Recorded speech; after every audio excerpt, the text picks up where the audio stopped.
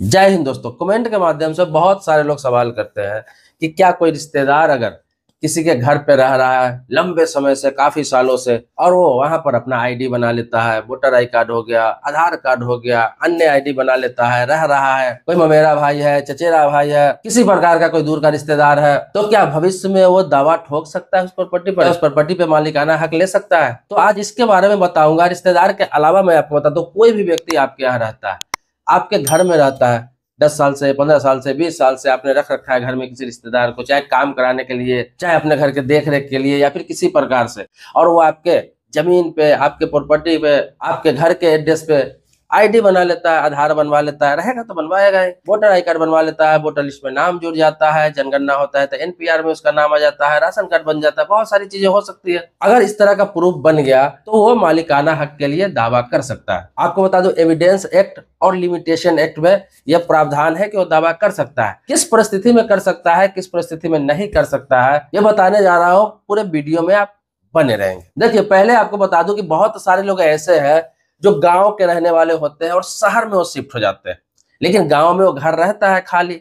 बहुत सारे गांव में घर देखेंगे जिसमें ताला लगा रहता है, या फिर बहुत सारे ऐसे घर होते हैं जिसमें लोग पड़ोसी को रहने के लिए दे देते हैं, गांव के किसी व्यक्ति को रहने के लिए दे देते हैं कि रहो, इसमें देख रेख करना, साफ सफाई करना, मैं बाहर में रहता हूँ, कभी आऊंगा तो रहूंगा यहाँ पे, फिर चला जाऊंगा, तुम इसमें रहना, देख रेख करते रहना, साफ सफाई करते रहना। इसके अलावा बहुत सारे लोग ऐसे करते हैं जो रिश्तेदार को दे देते हैं कि आप इसमें रहो, मैं तो रहता नहीं हूँ, मैं जब भी आऊंगा अपना 10 दिन रहूंगा, चला जाऊंगा, आप देख रेख करते रहना। तो वो देख रेख करने के लिए जो आप रखते हैं किसी को, और वो काफी लंबे समय से रह रहा है, मतलब कि वो 12 साल से ज्यादा से रह रहा है, तो 12 साल से ज्यादा से रह रहा है, तो आपको पता ही है कि लिमिटेशन एक्ट की धारा 27 क्या कहता है। तो आपको बता दूं कि लिमिटेशन एक्ट की धारा जो सेक्शन 27 है, उसमें कहा गया है क्लियर कि कोई भी व्यक्ति 12 साल से ऊपर अगर आईडी बना के किसी प्रकार का सबूत इकट्ठा करके आपके मकान पर रहता है, आपके जमीन पर रहता है किसी प्रकार से, तो वो दावा कर सकता है। ये नहीं कि वो हड़प ही लेगा, वो उसके ऊपर निर्भर करता है। आप स्वेच्छा से रखे हुए हैं, ईमानदार है, स्वेच्छा से रह रहा है, कोई दिक्कत नहीं है, लेकिन उसकी नीयत अगर खराब हो जाती है,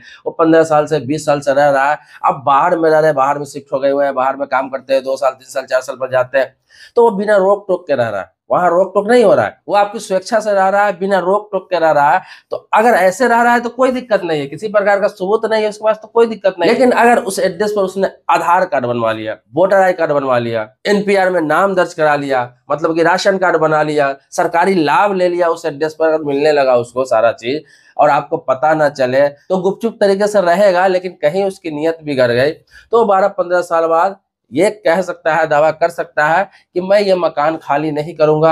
अब वो खाली नहीं करेगा, उसको कोर्ट जाने की जरूरत नहीं है, वो बोलेगा मेरा मकान है, मैं इसी में हूँ 12-15 साल से, मैं तो खाली नहीं करूंगा, चाहे 20 साल से हो। अब कोर्ट आपको जाना है ये साबित करने के लिए वो प्रॉपर्टी मेरी है।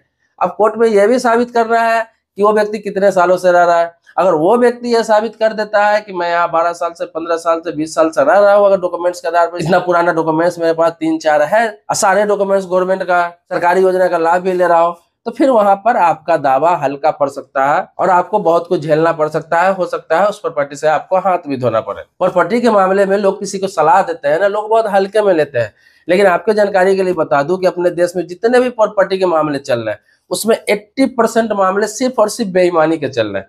80%, 20% ही जुनून व्यक्ति है जिसका किसी ने कब्जा कर लिया है जमीन, किसी का कमजोर समझ के किसी जमीन कब्जा कर लिया है, कमजोर समझ के मकान कब्जा कर लिया है, किसी दूसरे का जमीन का नकली कागज बनाकर, फर्जी कागज बनाकर उसका जमीन हड़प लिया है। ऐसे 20% ही मामले हैं। या फिर कोई अपने भाई का हिस्सा नहीं दिया है, हक नहीं दिया है, कोई चाचा अपना भतीजा का हिस्सा नहीं दिया है, कोई खानदान में किसी को बेईमानी कर रहा है। जो जेन्युइन है ये 20% है, सारे मिला के मैं आपको बता दूं 80% बेईमानी के है। किसी का जमीन किसी ने कब्जा कर लिया है, कोई भाई भाई से जानबूझ के बेईमानी कर लिया है, किसी का भाई बाहर रह रहा है, गांव में जमीन है अगर 2 बीघा, 3 बीघा, 5 कट्ठा, 2 कट्ठा जो भी हो, सारा कब्जा करके बैठा हुआ है, उसको देने के लिए तैयार नहीं है, और वो जबरदस्ती मांगता है तो उसके झूठे केस में उसे फंसा देता है, क्रिमिनल केस में फंसा देता है, मामला सिविल का फंसा देता है, क्रिमिनल केस में। कोई दबंगई से कोई किसी का रास्ता बंद कर रहा है, कोई किसी का जमीन में छज्जा निकाल ले रहा है, कोई ऐसे जमीन पे कब्जा करके बैठा हुआ है जिसका कागज उसके पास नहीं है, कागज किसी और के नाम से है, लेकिन वो बेचारा पढ़ा लिखा नहीं है, इसीलिए कब्जा करके बैठा हुआ है, छोड़ नहीं रहा है। तो ऐसे ऐसे बहुत सारे मामले हैं। 80% मामले मैंने आपको बताया ना, और भी बहुत सारे कारण है। 80% मामले बेईमानी के हैं। लोग बेईमानी की वजह से जमीन की लड़ाई, प्रॉपर्टी की लड़ाई लड़ रहे हैं। अगर सही से अपने ईमान पे लोग आ जाए ना, ईमानदार हो जाए ना, फिर जमीन की लड़ाई रहेगी ही नहीं किसी प्रकार की। लेकिन जमीन का रेट इतना बढ़ रहा है, प्रॉपर्टी का रेट इतना बढ़ रहा है, शहर में तो छोड़ दीजिए, गांव में भी आजकल इतना ज्यादा रेट हो चुका है कि आजकल हर कोई जमीन के मामले में कंप्रोमाइज नहीं करना चाहता है। वो चाहता है साला बेईमानी करके ही सही, मैं ये चीज नहीं छोड़ूंगा। तो इसीलिए आपको बता दूं कि ये मामले में जो लोग हल्के में लेते हैं ना, जमीन के मामले में, हल्के में कभी नहीं लेना चाहिए।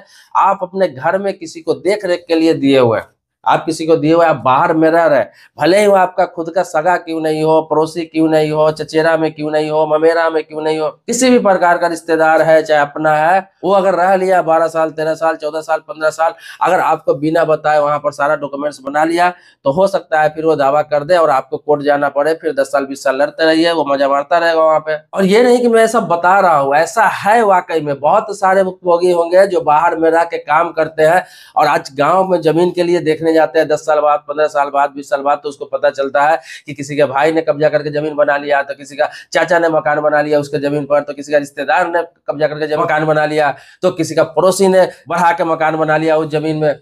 ऐसे विवाद बहुत सारे चल रहे हैं। तो ये चीज कानून में प्रावधान है। अब इससे बचा कैसे जाए, निदान भी बता रहा हूं आपको, बचा कैसे जाए, कैसे बच सकते हैं। तो बचने का उपाय यह है कि आप अगर गांव में नहीं रहते हैं, गांव में आपका घर है, जमीन है, अगर आप ज्वाइंट फैमिली में है, अगर अपना खुद का सगा कोई रह रहा है, आपकी मम्मी रह रही है, पापा रह रहा है, सब देख रखा है, तो कोई दिक्कत की बात ही नहीं है। बाहर कमाते आते जाते घर पे कोई तो है देखने वाला। लेकिन आपका कोई नहीं है, पूरे फैमिली शिफ्ट हो गए हैं बाहर में, चाहे काम के सिलसिले में, चाहे बिजनेस के सिलसिले में, चाहे कैसे भी, और आपका गांव में मकान है, आप किसी को रहने के लिए दिए हुए, तो आप क्या करें कि हर 2 साल में हो, 3 साल में हो, उस इंसान को चेंज करते रहे, बदलते रहे। किसी को भी आप लंबे समय तक उसमें ना रखें।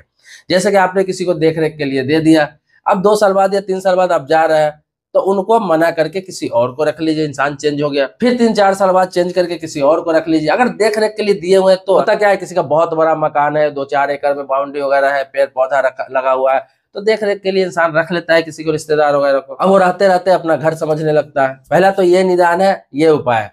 अगर आपने घर बंद करके छोड़ा हुआ है तब तो कोई दिक्कत ही नहीं। दूसरा क्या है कि आपने वहां सैलरी पे किसी को रख रखा है, रिश्तेदार को नहीं रख रखा है, कोई जानने वालों को नहीं रख रखा है, अपने किसी खानदान के लोग को नहीं रख रखा है, आपने वहां पे सैलरी पे किसी को रख रखा है, कि कोई नौकर रख रखा है कि भाई देख रेख करो, यहाँ पे साफ सफाई करो, मैं तुम्हें सैलरी भेज दूंगा, तुम यहाँ पे रहना उस घर में, उस मकान में। अगर उसको आप टाइम पे सैलरी दे रहे हैं, आपके पास रिकॉर्ड है, अभी तो ऑनलाइन भी लोग पे करते हैं, या फिर किसी प्रकार से उसको पे करते हैं, तो आपके पास ये चीज का सबूत रहना चाहिए कि हर महीने आप उसको पैसा पे करते हैं। वो आपका नौकर है, आपके यहाँ नौकरी करता है, या फिर आपके यहाँ काम करता है, आपके पास जॉब करता है। जैसे आपने देखा होगा बहुत सारे लोग फार्म हाउस बना के रखते हैं, उसमें 2-4 लोग को नौकर के तौर पे रखते हैं, देख रेख करते हैं, साफ सफाई करते हैं, उसमें रहते हैं, उनको सैलरी देते हैं। वो 20-20 साल रहते हैं, 15-15 साल रहते हैं, लेकिन किसी प्रकार की कोई दिक्कत कभी न हुई है, न हो सकता है, क्योंकि वो सैलरी पर है। तो सैलरी पर अगर 50 साल भी व्यक्ति वहां पे रह रहा है और आप उसे सैलरी पे कर रहे हैं, किसी प्रकार का डॉक्यूमेंट्स अगर बनवा भी ले रहा है वहां पर, तो वो कभी दावा नहीं कर सकता है, क्योंकि वो आपके यहाँ काम कर रहा है, वो काम करने के बदले आपसे सैलरी ले रहा है। तो उसमें कोई दिक्कत नहीं है। इसमें भी होता क्या है कि इंसान समय समय पर 3 साल हो, 4 साल हो, 5 साल हो, 8 साल हो, चेंज करता रहता है। स्टाफ चेंज आते रहते हैं, जाते रहते हैं, कभी ये है, कभी वो है, कभी वो है। अगर नहीं भी हटा रहे हैं तो यहाँ पे कोई फर्क नहीं पड़ता है। लेकिन रिश्तेदारों के मामले में लोग पूछ रहे थे रिश्तेदारों के बारे में, तो रिश्तेदारों के मामले में आपको बता दो कि लंबे समय तक रहता है अगर वो, और सारा डॉक्यूमेंट्स बना लेता है, तो वो आपके साथ गलत कर सकता है, बेईमानी कर सकता है, आपको परेशान कर सकता है। भले ही वो जमीन उसको हासिल नहीं हो 10-20 साल लड़ने के बाद भी, लेकिन वो आपको परेशान कर सकता है और गलत फायदा उठाने की कोशिश कर सकता है। इसी में एक चीज और बता देता हूँ आपको कि बहुत सारे लोग ऐसे भी हैं जो बाहर में रहते हैं, लेकिन उनके भाई गांव में रहते हैं, चाचा गांव में रहते हैं, और पैतृक संपत्ति है उनमें उनकी हिस्सेदारी है। लेकिन वो जाते हैं जब 5 साल 10 साल बाद, तो होता क्या है, उनके चाचा कहते हैं कि मैं तुम्हें हिस्सा नहीं दूंगा, उसका भाई बोलता है मैं तुम्हें हिस्सा नहीं दूंगा, वो बेईमानी पे उतर जाते हैं। तो क्या 12 साल वाला लिमिटेशन एक्ट वहां भी लागू होता है? तो मैं आपको बता दूं यहाँ भी वो चीज लागू नहीं होता है। ये आपके खानदान में जो पैतृक संपत्ति है उस पर लागू नहीं होता है। आप 4 भाई है, 3 भाई है, 2 भाई बाहर रह रहा है, वो भले ही 20 साल बाद आ रहा है, 2 भाई गाँव में रह रहा है, लेकिन उसकी हिस्सेदारी बराबर है, क्योंकि ये पैतृक संपत्ति है, बाप के नाम से संपत्ति है, दादा के नाम से संपत्ति है, पैतृक संपत्ति है, डायरेक्ट उसकी हिस्सेदारी है, डायरेक्ट हक है। वो चाहे 50 साल बाद आए, उसका हक, उसका हिस्सा किसी भी हालात में मिलेगा वो किसी भी हालात में लड़के ले सकता है। अगर नहीं दे रहा है तो कोर्ट से पार्टीशन शूट दायर करके कोर्ट के द्वारा अपना हिस्सा ले सकता है। अपने भाई से, चाहे चाचा से, चाहे जो भी खानदान के लोग उसके हिस्से पे कब्जा किए हुआ है, तो यहाँ भी ये चीज लागू नहीं होता है। ये मैंने आपको बताया, लोगों ने पूछा कि रिश्तेदार या पड़ोसी या कोई जानने वालों को हमने अगर 20 साल, 25 साल, 15 साल रखा हुआ है, वो सारा आईडी बना लिया हुआ है,